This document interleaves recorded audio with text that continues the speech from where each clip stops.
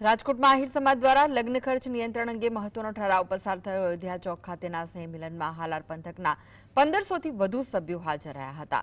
આરંભ દરમિયાન સમાજના અગ્રણીઓની ઉપસ્થિતિમાં તમામ પરિવારોની સંમતિથી નિર્ણય લેવામાં આવ્યો છે કે લગ્ન સહિતના પ્રસંગોમાં સોનું આપવાની પરંપરા પર નિયંત્રણ મૂકવામાં આવશે અને માત્ર 2 તોલા સોનું જ ચડાવવું પડશે। સાથે જ પ્રી વેડિંગ પ્રસંગો બંધ કરવાનો પણ ઠરાવ આવ્યો।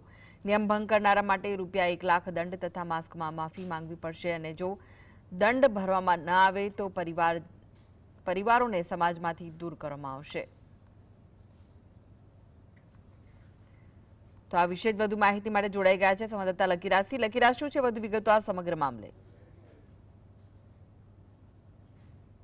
લોકો છે તેમના દ્વારા જે મહત્વની જે બેઠક છે બોલવામાં આવી હતી। હાલ જે સોનાનો ભાવ છે તે વધારે થઈ ગયો છે ને તેને લઈને છે કરવામાં આવ્યો છે। અલગ અલગ પ્રકારના 13 પ્રકારના જે ઠરાવો છે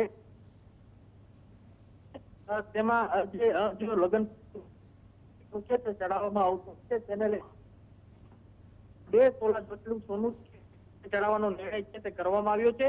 તો બીજી તરફ આ જે નિયમનો ભંગ કરશે તેને ₹1 લાખ દંડ છે તે કરવામાં આવશે। અલગ અલગ આ પ્રકારની જે 13 જેટલી માંગણીઓનો જે ઠરાવ છે તે કરવામાં આવી રહ્યો છે।